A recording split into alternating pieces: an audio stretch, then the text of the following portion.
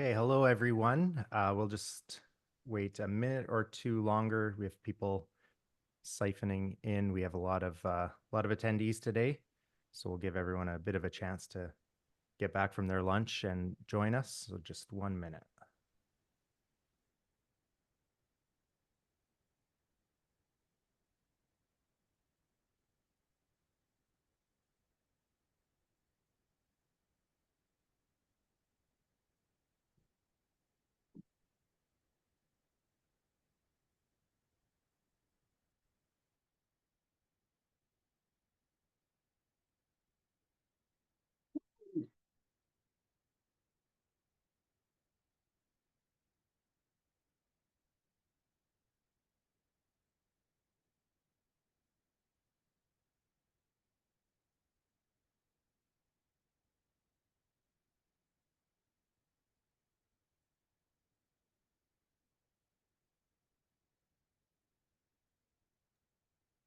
Okay, so we'll get some housekeeping out of the way, and excited to have Jed here to teach us some more interesting things about peer support and all that encompasses that.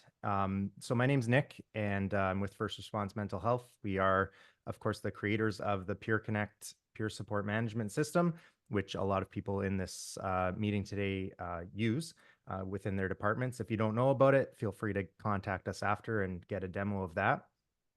So we do have the presentation today. If you want, I know Jed has said that it's okay if you interrupt in a kind of more conversational way. If you're not comfortable with that, you can write your questions or comments in the chat. It usually works pretty well.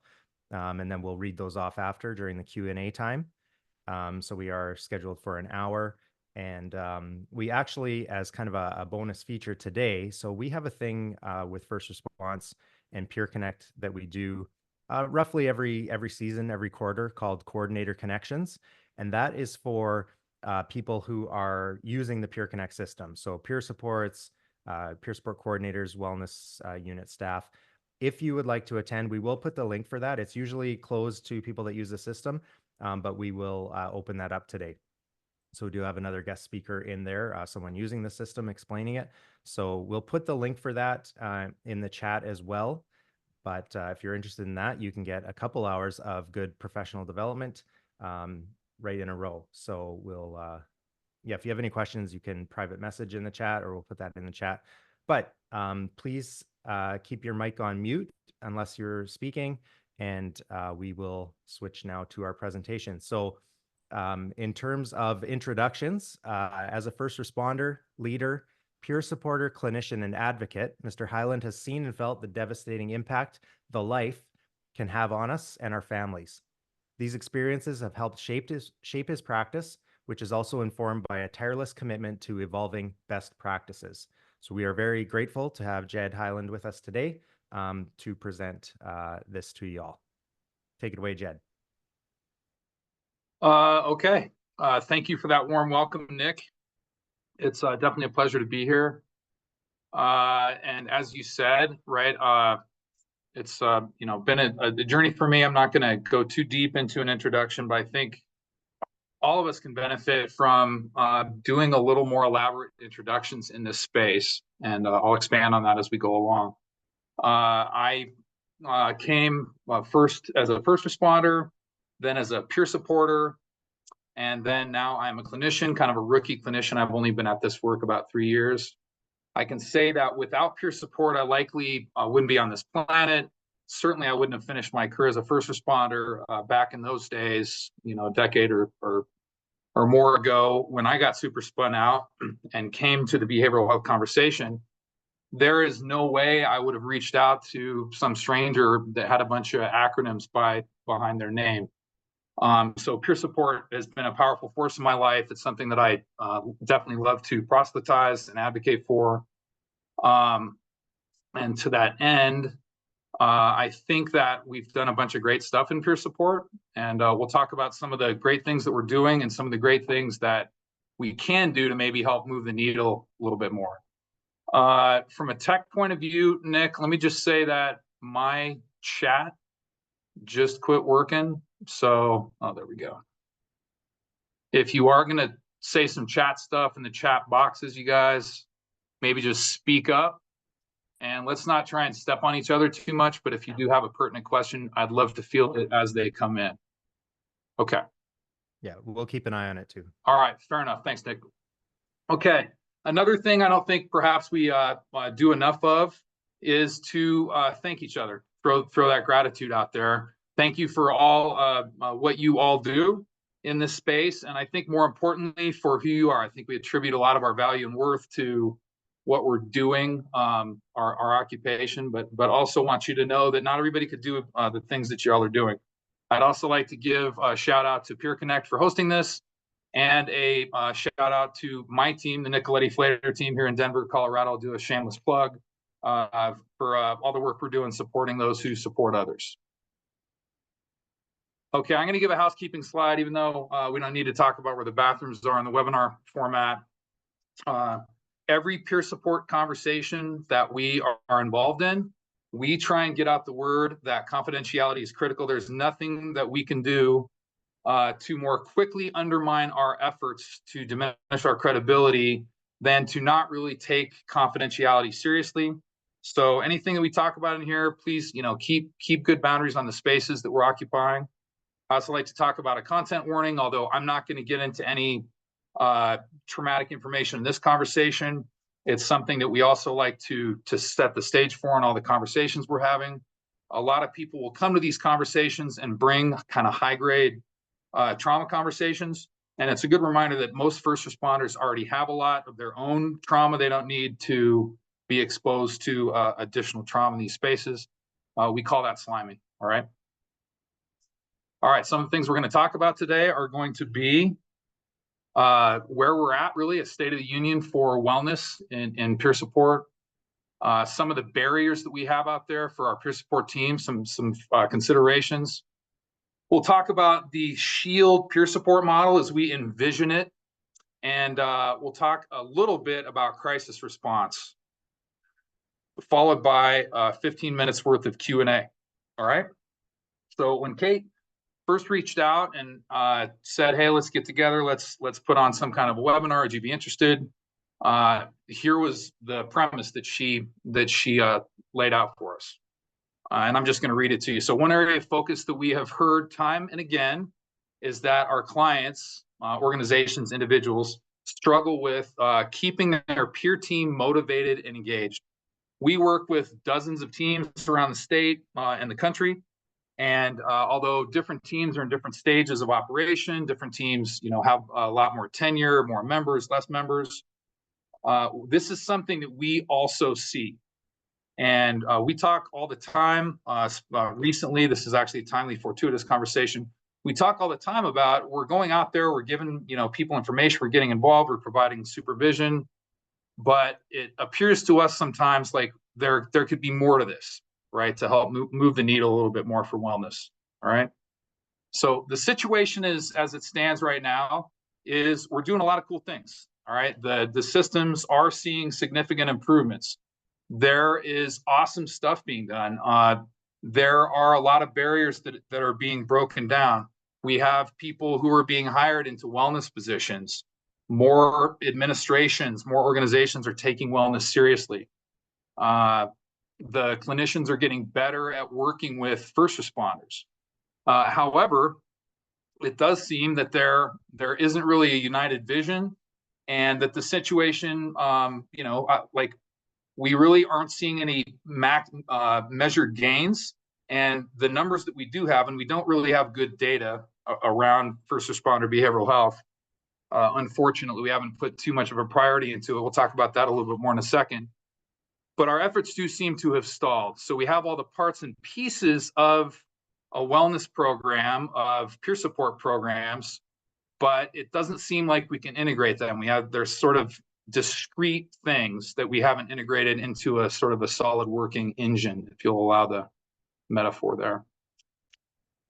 The way this happened, and of course this is a vast oversimplification, but the way this happened was back in ye olden days, peer support was just that. It was friendships, it was existing relationships, maybe some of the people that you moved around with.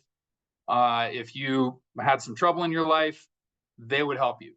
And as we identified, experienced more and more behavioral health care issues, saw what those things were in our first responder focal population, I think it's society at large, we grew this greater concern. We're like, well, what are some of the things we can do to push back on this behavioral healthcare crisis where our responders essentially are suffering from anxiety, depression, substance misuse at far greater proportions to the rest of the population. And what that looked like was, well, this looks like a behavioral healthcare issue. And I use quotations there because we really are trying to do less and less distinguishing between behavioral and just health. But for the sake of conversation today, we'll just call that behavioral health. So we noticed behavioral healthcare issues. And so we turn to experts, and I say experts without quotations and then experts with some air quotes, to help us to figure out how to work back against this problem, and maybe to help us to take, our peer support, which was traditionally informal, and maybe do something more with it. I do put a little asterisk there next to experts because I feel like we as clinicians, now that I'm working on this side of the fence, if you will, and I think maybe fortunately, unfortunately, I do see that there is a fence there, that we experts could benefit from some of the same things that we're out there preaching and proselytizing. We could benefit from peer support. We could benefit perhaps from some more consultation, which of course could be a different conversation. But I do see this kind of all as one, as the way that we're teaching, the way that we're interacting, as you'll see. And then when it comes to the data we have, there isn't really robust data compared to some other segments of population. And that's because of many reasons. Society really hasn't taken it upon itself to study first responders at great length. There's no mandate for us to report really in the first responder community, although there was some legislation done recently on the police, in the police realm. We haven't been able to follow through since behavioral health or health issues are so stigmatized. There's a reluctance to report and some other things. So data is hard to get, but some of the data we do know is bad, right? First responders are likely to suffer from post-traumatic stress injury. First responders are more likely to have substance use addiction, substance use, anxiety, depression, symptoms, etc. All right. The way, continuing the evolution of peer support, so we started going out there, and clinicians, because we're essentially the only people that were equipped at the time to start training, we started training peer support groups the way that we train ourselves. And the way that we train ourselves in the clinical world is with this sort of academic detachment. We don't really, it's not a very human way of teaching each other in the clinician world. And so we'll go out there and we'll be sort of this sage on the stage. And that model is good for passing along information. It's necessary, of course. But from a peer support perspective, it's almost antithetical to what peer supporters are, their starting place, what they're doing. So the mission here is to integrate this good information, evidence-based practices that clinicians can bring with the natural positioning, credibility, et cetera, that peer supporters have, right? The clinician model is that we don't have very much self-disclosure. And really, and once again, this could be a much more longer conversation, but one of the primary benefits of peer support is you can disclose, like it's the relatability, right? The junior clinicians model is where, clinicians, the tool that we have in our tool bag really is clinical skills, right? How do we do counseling? And that for a while, we had our training that sort of the pendulum swung to, let's turn, peer supporters into junior counselors. And then, the way that manifested itself is that peer support kind of turned into Lucy in her booth waiting for Charlie Brown to show up and get some sort of low-grade counseling. And while we do want our peer supporters to have good clinical skills, good counseling skills, good evidence-based skills, we think that we really should let the pendulum swing back a little bit and really capitalize on who peer supporters just are, as we'll talk a little bit more about. And then let's talk about this SOG's policies piece. Inevitably, in the first responder world, when anything happens, we've got to create a policy about it. Unfortunately, in the first responder realm, we tend to create our policies based on this kind of protection model. This is especially true for police departments, where this whole thing has to be like, how do we insulate the department from inevitable litigation, legislation, the ire of the public that we're not doing our job, or we're doing it in a horrible way. I declare that this is a stone cold trauma response, and in our effort to be more cognizant of this and be more trauma informed, it's just good to know. Most public safety organizations, this is where we're coming from. I feel like collectively, as we can identify this and we can actually help administrations, as you'll see, push back on some of this, it's just good to know where admins are coming from. All right, let's talk about empathy and expertise. Okay, I'm not going to read this whole paragraph to you, but I like the way Lou Marinoff frames this. It's that really, and this is especially true for peer supporters, that you could actually leave a lot of the expertise behind, and it's just the ability to empathize. That's what's really cooking here in the peer support conversation, all right? First responders do value expertise. It's actually a huge gift that they give all of us as clinicians when we come up to a fire station or go to a crisis, defusing or debriefing. But it turns out that we don't really need to lean too much on our expertise. Obviously, in the clinical environment, it's great, it's fantastic, it's necessary. But first responders, more than anything, just value showing up. And I think there's this strong narrative that happens out there in the first responder world. In the clinical world, where we're trying to support first responders, is we need to go develop this crazy, awesome first responder cultural competency. And while it's great to go do a ride along on a fire truck, go to a shift briefing with a cop, do a ride along, fantastic. You should do that. It's more getting involved, showing up all the time. And that means in good times and bad, because relationships that we're trying to start benefit from meeting people when we're not standing in front of a crater with them, like literally or figuratively, like your crater in their lives, or the experience that happened to their team. So you really don't have to develop much cultural competency. What first responders really resonate with is people showing up. That's as a clinician or a peer. So as a peer, this is something you're already doing and something that we can do a better, we can augment as well. I'm going to show this slide for a second. It's a beautiful slide, and really bringing empathy to work can be one of the best things we can do to create a trauma-informed environment. But one special thing on this slide here that resonates with me is this giving credit publicly and offering constructive feedback privately. Please do that, y'all. There is nothing more damaging than using shame, which is already pretty pervasive in our culture, to publicly shame people. But really, the takeaway from this slide is to try and bring more empathy to your day, okay? Not something that is ubiquitous in first responder culture, and it's a key place that we can operate as peer supporters and clinicians.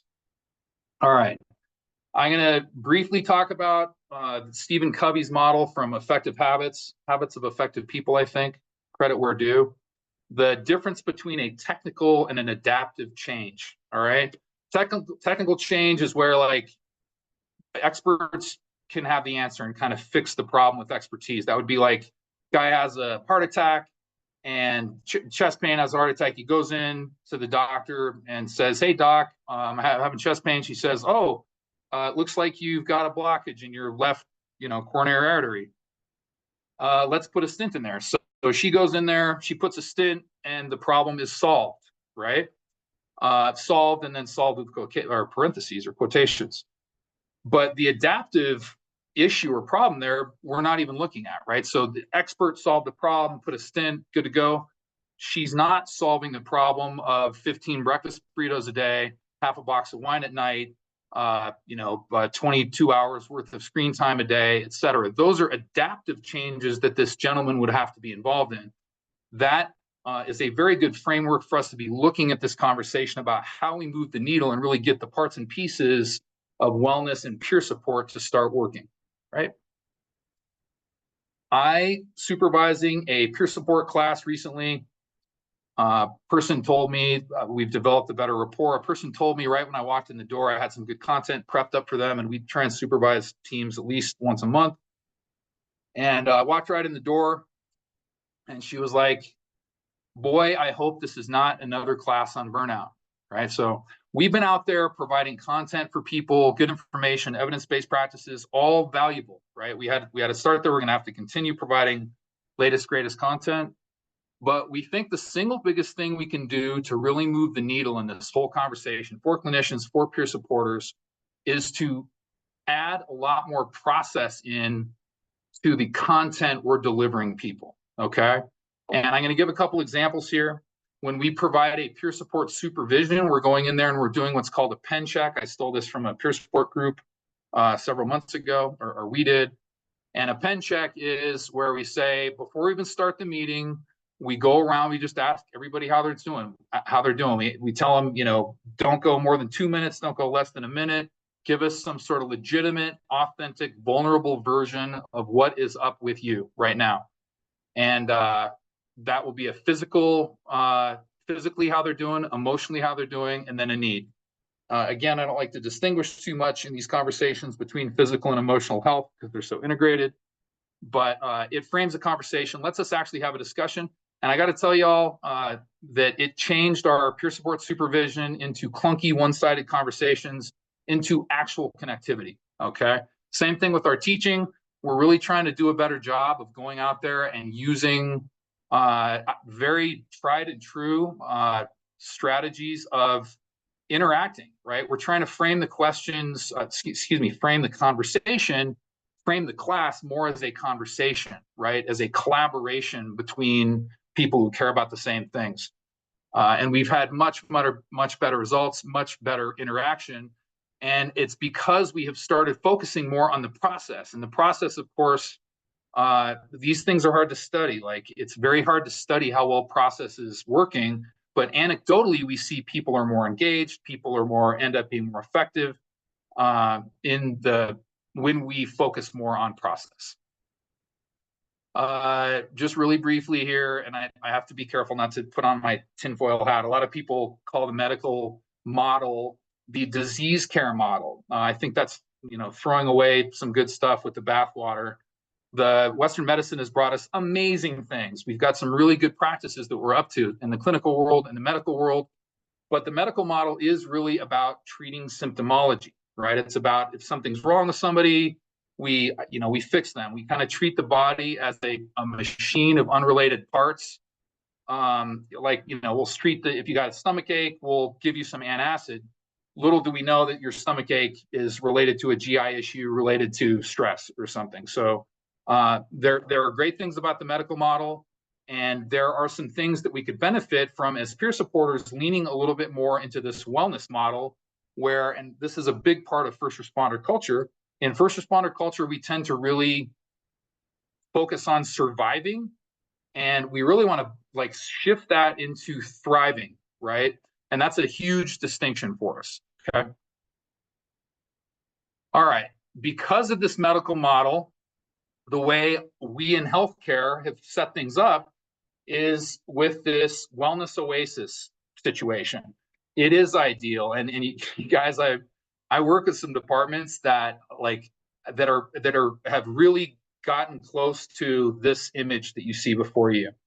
Obviously, all departments. I mean, there's some departments that literally haven't even stepped into the wellness conversation, all the way up to departments that look more like a pro sports franchise with some of the resources they have for their people.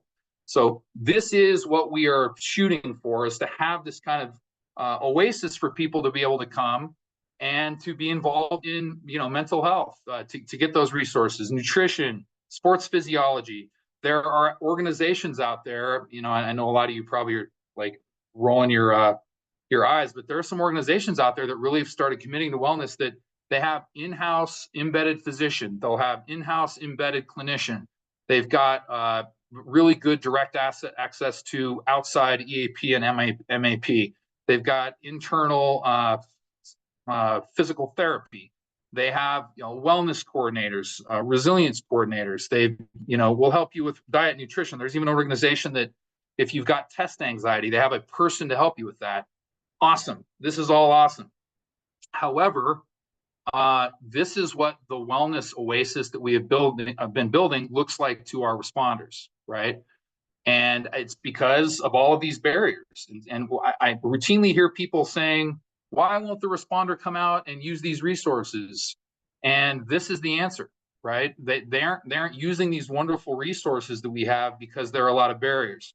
The stigma out there that we talk about so much, fear of losing your job, right? You've got these SOPs and SOGs that are written such that if somebody feels like they raise their hand to get resources, they'll lose their job. Or if you're a peer supporter, if somebody tells you something, you get into these tricky situations. So there's a lot of barriers out there, okay?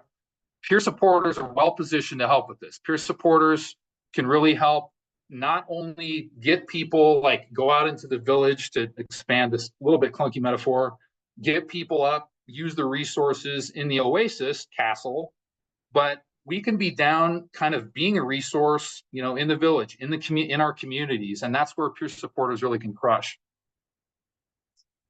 Okay, why are these statistics, these awesome statistics, what's going on about first responder peer supporters? That 75% of people found peer support helpful, 80% would use peer support again, 90% would recommend to a friend, 75% would use over a clinician.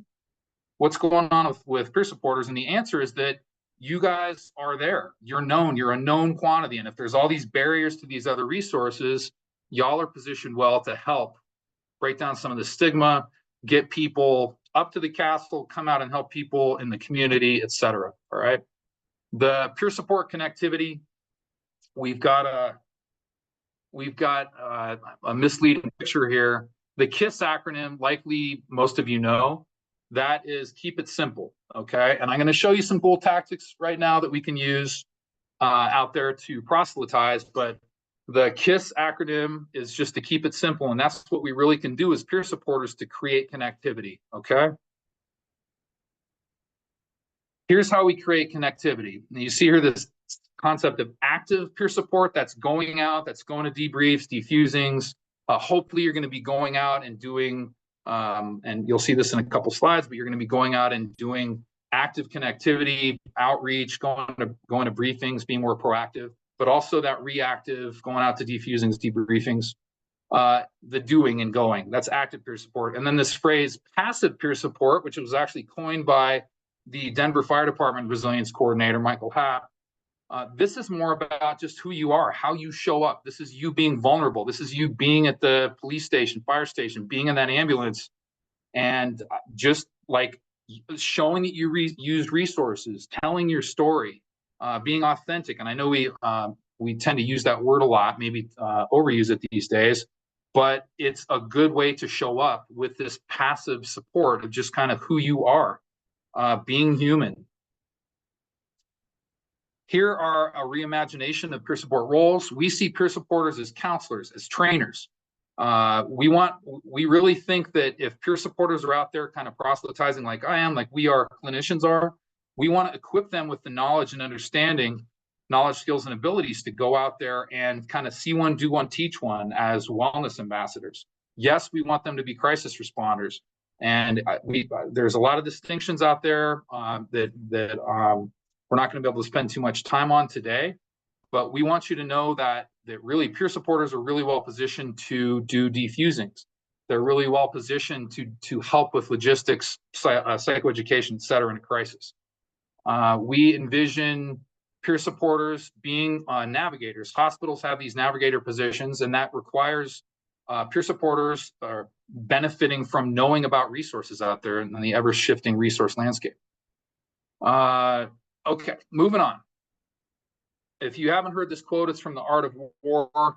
This is tactics without a strategy is just noise. And it seems like in the wellness and peer support world, we do have discrete kind of tactical things going on, people doing different things, but we haven't really identified what our overall global strategy is, okay? Our strategy really can be about connectivity. That's it, connecting, period. And creating connectivity. And so wellness is about connectivity. We've got a bunch of great research that just came in as if we need it, that shows that the single biggest predictor of human health, wellness, and meaning is social fitness, right? And it's not even close. Everything else is way down the list, which makes peer support just about thing. That's connecting with people primarily. It's connecting people to resources. This is our strategy, all right?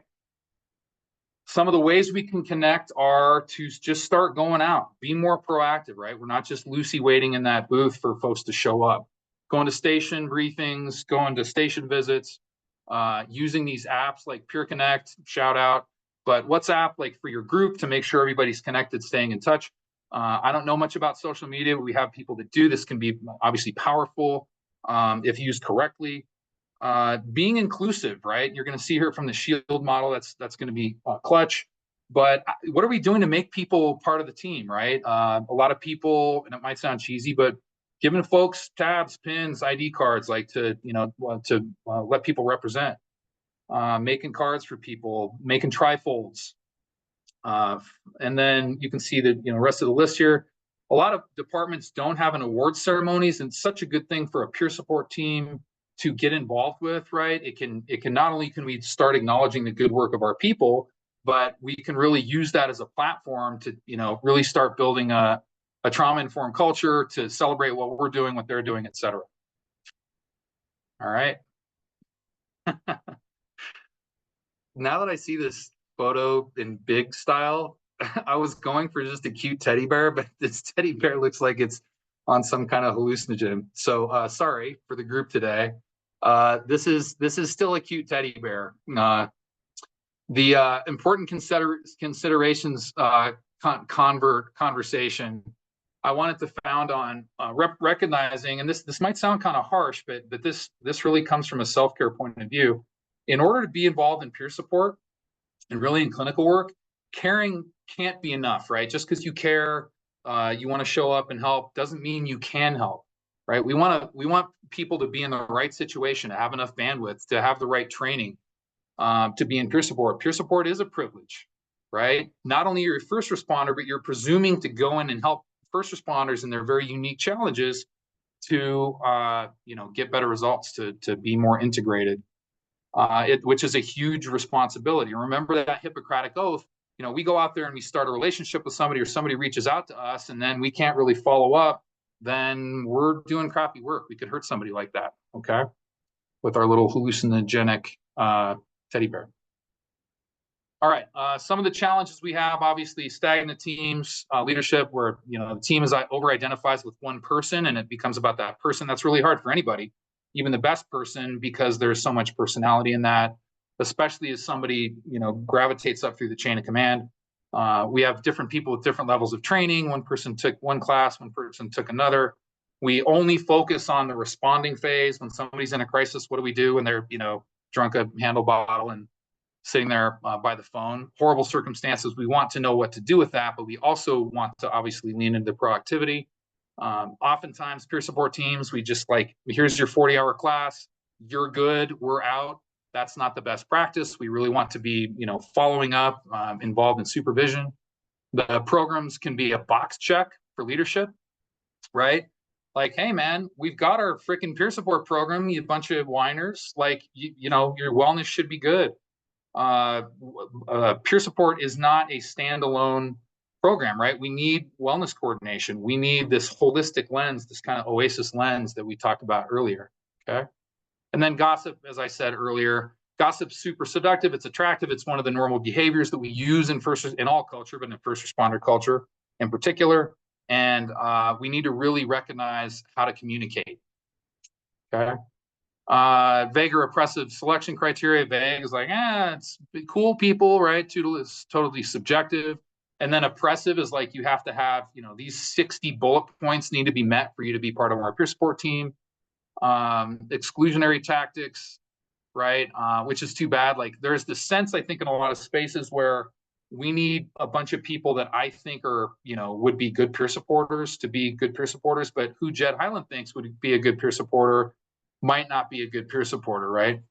And then too few members, like, it's actually, this is a more expanded conversation, but it's actually better to have a couple of members that really can show up and do a good job and be plugged in than, you know, a bunch of members. But to say many members, I put that as an asterisk to say, hey, listen, we really want, once we start getting more people trained, and really we want 10% of departments trained, that's some guidance we've got from ISCP and the IFF, that we want about 10% of the department to be at least trained in peer support, and then it can help us generate culture, all right? Culture change. Gotta say, this is important. Effective peer support requires this kind of iterative process, that this need for constant renewal is not a bug of peer support. It's not like you all are getting it wrong or we're getting it wrong. It requires us just looking at, hey, listen, this is a feature. We have to be able to keep putting our shoulder in, keep putting more energy, which is why bringing new people in can be a good idea, okay? Let's talk about the S.H.I.E.L.D method here. That's going to be sustainable, holistic, inclusive, empowering, leadership-driven, and durable, all right? Sustainability, meaning this is like looking at long-term, and like, when's the last time you all were recruiting, right? When's the last time you had a recruitment campaign? Yeah, you know, even if you don't need anybody, it's going to be a good idea just to get the word out, show people that you're involved, right? And then give the perception that what you're really trying to do is have a latest, greatest, you know, there are people always coming, people always leaving in the department. Just simply recruiting every year, 2, 3, 4, depending on the dynamics of your organization, can be awesome. Delegating, a lot of leaders, and I'm guilty of this myself, a lot of leaders take everything on and they can't pass any of these responsibilities, but delegating is one of the most important things for getting buy-in from people, showing it's not just about one person.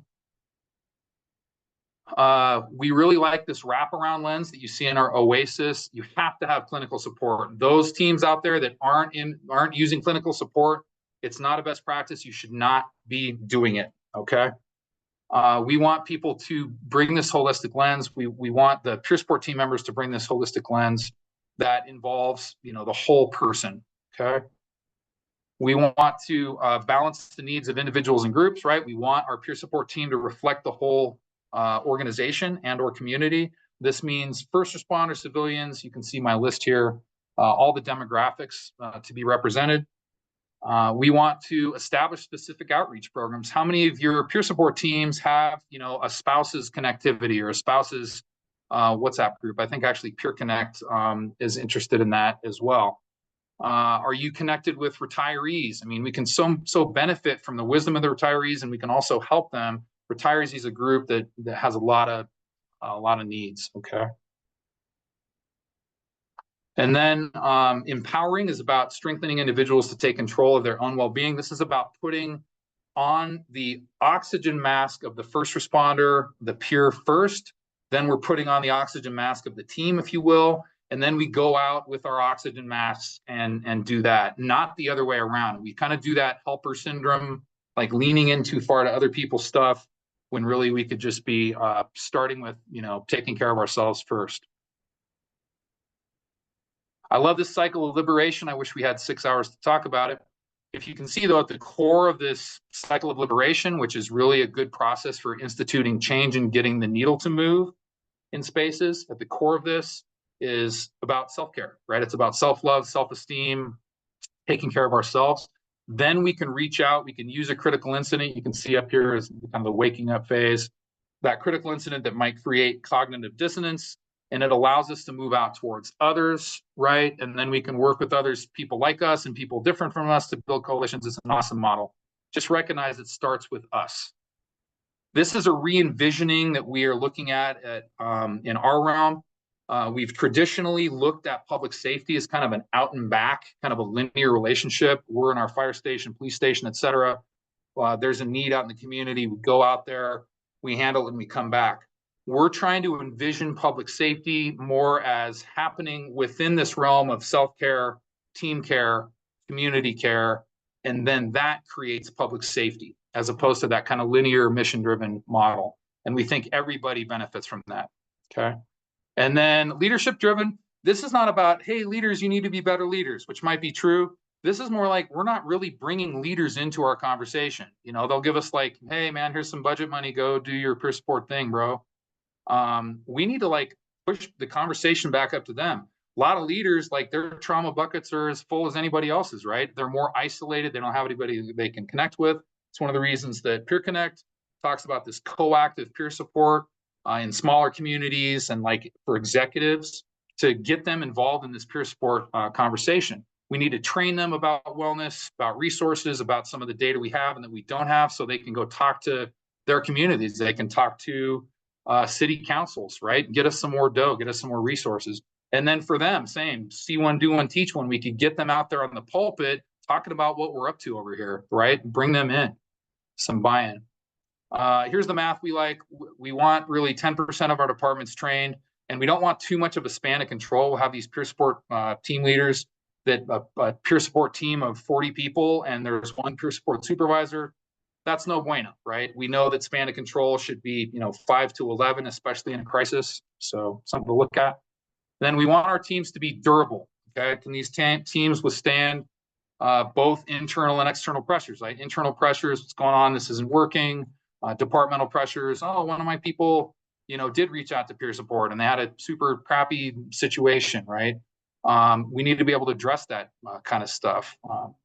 A good way to address some of those things is with that clinical presence and good communication strategies. And then those external pressures, like, we don't have time for you guys. We can't send you guys to training. But if we, once again, have integrated our leadership, we can help with some of that. I'm looking at the time here, guys. Let me get through a couple more slides. We also envision peer support not as this out and back, like to crisis response situation. And we just stole this blatantly from the NIMS ICS crisis or incident management loop.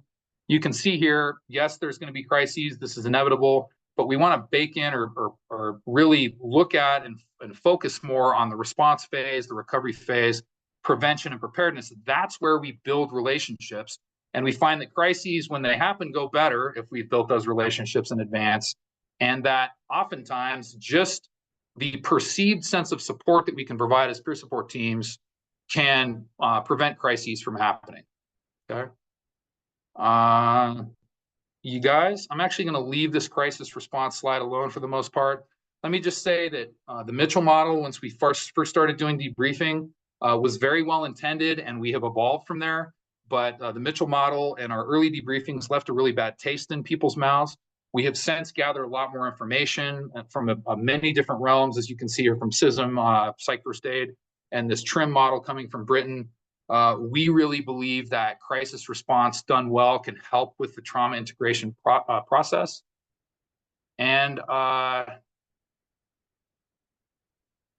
let me finish up with these just two, how to crush it as a team. So we want you to be proactive. We want you to be engaged. We want you to kind of be the change, stay connected.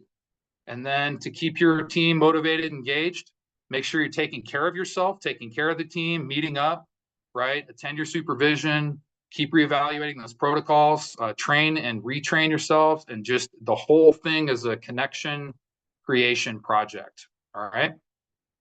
You guys remember, and this is my microphone drop, you aren't always going to be able to see the benefit of what you were doing, but recognize everyone in the space is really doing some good.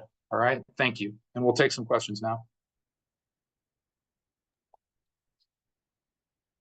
Okay, thank you, Jed. Yeah. So any questions, feel free to just go for it. We did have one, Kate, one or two in the chat. There was a bit of not confusion, but if you could even go back or just explain the PEN check, the acronym. Oh, yeah. Fair enough. I love that. And super simple. The PEN check is we'll go around the group, and instead of me just cranking into, hour-long conversation on trauma responses or something, we go check in with each other, and we use the acronym PEN to facilitate that. So it keeps it kind of uniform, keeps it quick. We all go around and using PEN, physical, emotional, and need. We say, hey, listen, physically, I'm doing pretty well. Or emotionally, I'm not doing too well. I just, had to run in, or, I'm feeling I'm in a tricky spot. And then a need I have is that I just kind of need you guys to, go easy on me today, or I need a cup of coffee, or I need to just be able to reflect a little bit or something. And then we'll go around the group and give everybody 60 to 120 seconds to be able to have a real conversation, as opposed to us just coming in there and slamming them with some content. Sorry if I didn't clarify that earlier. No, that's great.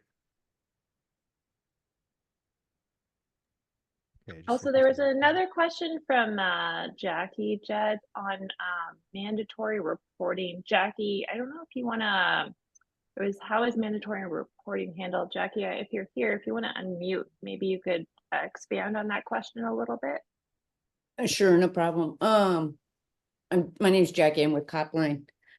I was curious about mandatory reporting. What happens with that kind of stuff? Well, I find that this mandatory reporting conversation ends up being a rabbit hole, and especially in our peer support. So, fair question. This ends up, it can take up a great deal of our thought processes in the curriculum that we're out there teaching around peer support. So, we are mandatory reporters as clinicians, and we know what most of those rules are: harm to self and others, and past harm to protected classes, elderly and kids, and some of the Patriot Act stuff.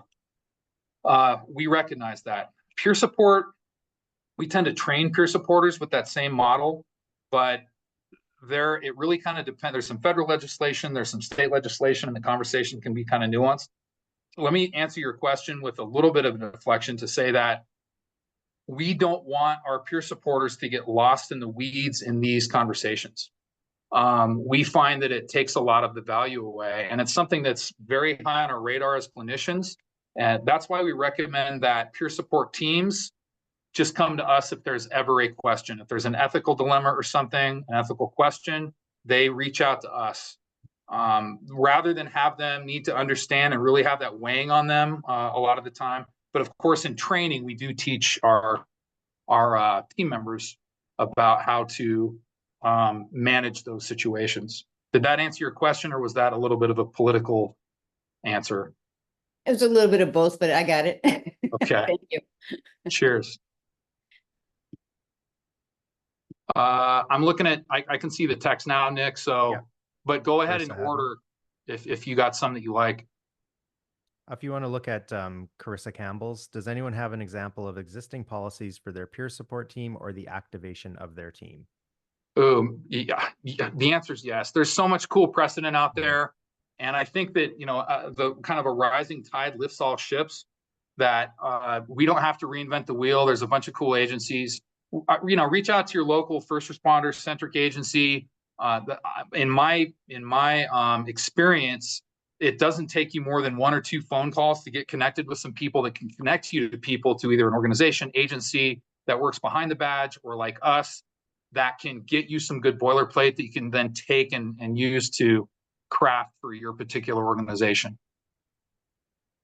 Yeah, and for Carissa, like we at Peer Connect, we don't build the policies, but obviously we work with a lot of groups, and they're often, like Jed said, willing to share. You don't need to start from scratch, so we can help you out with that. And groups that are similar in, sector, fire, EMS, size, geography, jurisdiction, that kind of thing. So yeah, get a hold of us, and we can help connect there. 100%. Needs presumably either sidebar on pen checks. Yeah, I guess I rode roughshod right over the pen check without describing it too well. Okay, that is clear. Leo, is there any case law in Canada? We'll have to get back to you on that, because Jed is not Canadian. Yeah, I'm down here in the southern 48 for all you Canadian peeps. Thank you for the invite. Anybody else have any questions, thoughts, comments, concerns while we're geeking out about how to get the needle to move in getting some traction, a little bit more traction with peer support and integrating our wellness resources? Peer support held within the organization. Oh, one of the things we often hear is they don't want to ask for help in the workplace. 100% Wayfinders, Wellness Society. I'm sorry to mutter under my breath here, y'all, and reading out loud. Peer support held within the organization is harder to trust when it's held in the building you also have work in. Yeah, that's 100%. Whoever said that, it's not really a question, but it's a very astute observation. That's true. A lot of organizations are visualizing like taking their wellness and making more of an oasis situation where, at least, especially while we're still in this massive stigma busting project that we're in, that people don't have to necessarily be seen by their peers. And again, a good opportunity for peers to be able to say, I do these things, to have the courage to say that. But in the meantime, when there is so much stigma, to have these things offsite can be a benefit, 100%. Leo Petrelli remarks, peer means trust me, support means me too, trust me, me too. So awesome. Actually, I think you might have some insight into this one just in your dealings with the different departments. We have a newly hired psychologist who's having difficulty navigating privacy with notes and services provided. Who owns the files? Any advice in that case? Not my expertise. Like I said, I mean, I know the academic answer to this. You as a clinician own your files. So those files are yours. And then it depends on the relationship, how your organization is set up. Like if you're a private contractor, it's just you. And likely your organization wouldn't even have access to those. Well, if you got hired by a group, a psychologist network, or a behavioral healthcare provider, clinician network, then the organization would own those files, is the short answer, with any combination of other outcomes based on how the business is set up.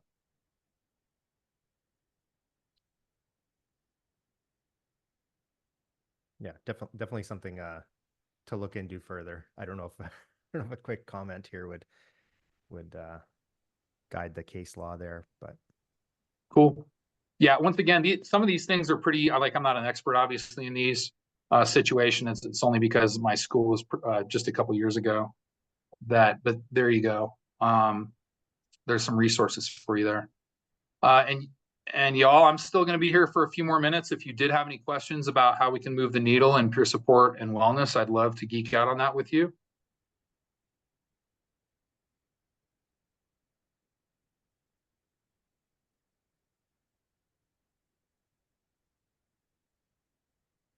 I'm curious if while we're kind of getting ready to go, who here, and you could either say it or throw it in the chat, are you on a peer support team? Are you a coordinator? Or does your shame on me, department... Nick. I just freaking dove right in to the deep end. Yeah, but before you guys bounce, just for our edification, just to see, what kind of community is showing up for this particular meeting, if before you guys wouldn't mind bouncing, if before you bounce, you wouldn't mind just putting in, like, if you're come from a first responder organization, which one or something, or a clinical outfit or something, would you please let us know in the chat, just so we can see what this community looks like for this iteration of our conversation. Mm-hmm. For sure. Please do that, you guys. And then Paul W. is saying, so type where you're from, your organization, where you're coming from in the chat, please. So how do we raise awareness for the work we do? Oh, okay. That's a great question, Paul W. And as everybody types in their roles out there, I will answer that. Generating more awareness, like we said, is some of the outreach, the outreach that we're talking about. Really, this is turning our peer support team into ambassadors of wellness, ambassadors of the program. Rather than waiting for people to call us, we go out, we're already there in the fire stations. We make time to go out into the fire stations and police stations, the ambulance organizations, the other places where, first responder, high acuity job, peer support exists. And we're just out there building relationships. So it is a little bit of a formal marketing campaign, but it's also informal as well. And really, we don't have all of the recipes for this. We urge you all to kind of create your own methods of communication, which is nuanced as all the other relationships that we are building out there. And that's why framing peer support as a connectivity project about just building relationships can be so clutch. So I do have a question kind of related to this, if you don't mind answering. No, go, Kevin. What do you got? We're in the beginning stages of building our peer support. We've been at it for about a year now. A lot of it has been think tank stuff, and we're just getting to where in the last 6 months we've launched. We started doing things, and we're a pediatric and neonatal critical care team in Memphis, Tennessee.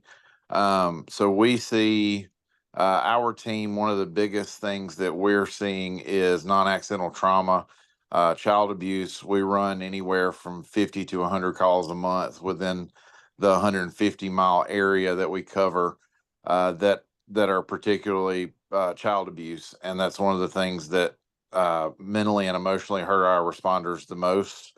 And one of the things that we've had struggles with is getting people to accept the responsibility of being peer supporters.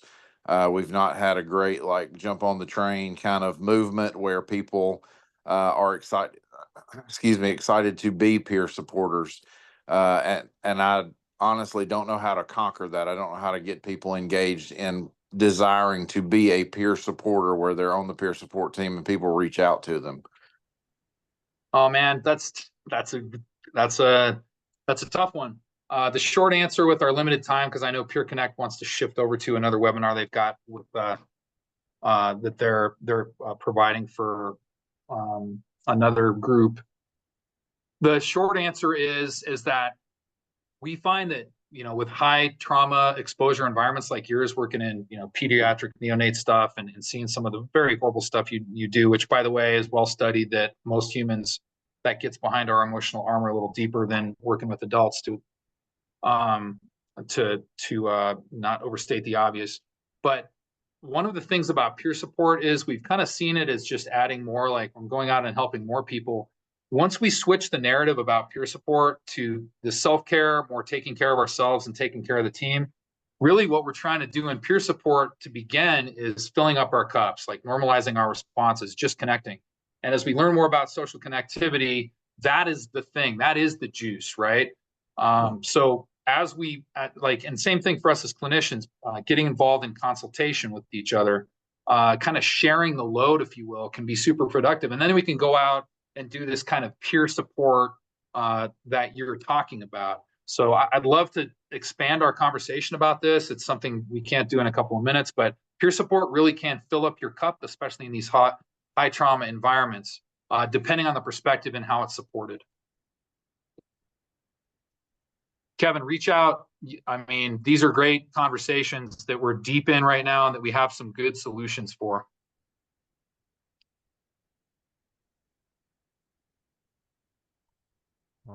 Anybody else? I'm a clinician. Folks don't seem to understand. There's a major difference between the two. Unhealthy trauma bonding. Oh, geez, man. Wayfinders, you were coming up with some good ones, but they're not 62-second answers. Brain spotting. You guys, thank you for sharing where you come from and who you are. Let me again say thank you for coming to the space. And I think I want to bring integrity to our time here. So thank you very much and be safe out there. Your work is much valued and much appreciated. All right. Thank you so much, Jed. Thanks everyone for attending. We do some follow-up emails of some content and different things and ways to connect. So if there was someone in here of interest to you, you want to talk more with Jed or with ourselves, obviously just reach out and we can help connect you even to each other in terms of the things we talked about, peer support policies and all that good stuff. So thanks again, everyone. We are going to shut it down now. We timed it almost perfectly. So thanks to all involved, and we will chat soon. Thank y'all.